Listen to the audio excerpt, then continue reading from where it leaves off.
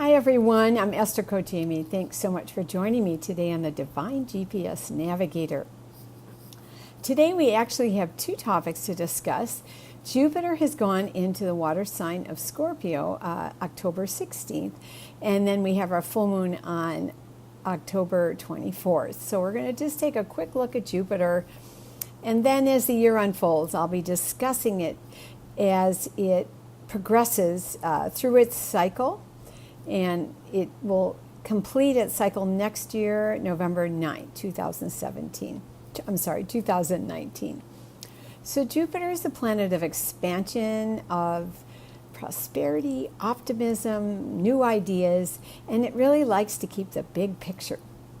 Now it's just finished its cycle through the air sign of Libra. Now that it's going into the water sign of Scorpio, these are two very different energies, and it's going to be an interesting time for all of us. Part of the change now is with Scorpio being a water sign, but also one that's very intense and deep.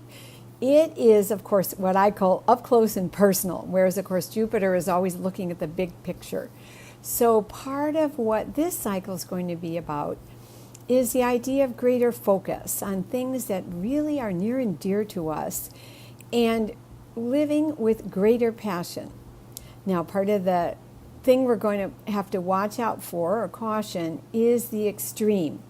Since Scorpio is all about intensity and passion and focus, and since it has so much to do with our emotional life, as well as our more intimate sexual life, as well as our finances, especially those involving our work with others or business. So it has because it is so personal, we're going to be looking at how to balance that. But the sense of doing what we love and letting go of some things that no longer serve us is going to be a really important theme this year. And as we continue doing that, of course, it will ask us to let go of activities as well as relationships that no longer serve us, with the idea that even joining with others, some new opportunity for business, for personal life, especially if there's a common goal and it's something that might be a little bigger than us, not just for our gain, there may be some tremendous new opportunities, as well as, I think, greater lessons and experience with truly emotional intelligence on a higher and deeper level. So keep posted. As I mentioned, I'll be discussing this further and further, but it's an exciting new time. And it is, for all of us, that opportunity to really focus on those things we love and care about and seeing what a difference it can make in our lives to move forward with those. Now, with the full moon is a very dynamic time compared to last month, since it is in the air and fire signs. This month we have both the Sun, we have Venus, and we have Mercury in Libra, and they're making the opposition to the Moon and Uranus, which are in the fire sign of Aries. So again, with the full moon, a lot comes up to the surface, and with this particular pattern, it's going to be exciting. It's very dynamic, since with the Sun, like I said, Sun, Venus, and also we have Mercury, although it's not quite as close, but them all being in Libra, there's still the message about partnership, about the spirit of collaboration, and also the spirit of love and harmony is very strong. However, the Moon and Uranus are all about freedom. They're about really consciously awakening, about creativity, me, but yet it's also about us and how we can really do things that'll make a difference. So this is an interesting, if you will, the balance, the important lesson. And I encourage you all, since it will be a more intense energy, since we have 8 planets in fire and air right now, not so much in water and earth, to make sure you don't project some kind of emotional intensity towards someone else if you get triggered emotionally. Again, practice emotional intelligence and just recognize some wonderful things may come up to be healed. There may be some great aha moments. And I encourage you with this new Jupiter cycle as well as the full moon Unplug from your technology, have a few minutes every day to do a little bit of reflection. There's some great creative energy that may inspire you for the month ahead. So don't give up, and just turn off your digital equipment for a few minutes. You may be very pleasantly surprised. Now we have a couple of other aspects to take a look at. One is Mercury in Libra is making a trine to Neptune, which is in Aquarius. So again, air trines are all about communication. And again, this particular one is emphasizing partnership and working together. Whereas, of course, Neptune is all about the higher good and the spirit of service and contribution. So this is a great time to work with others and really see some things blossom and unfold that are done for the higher good. You may be very pleasantly surprised at some great new outcomes.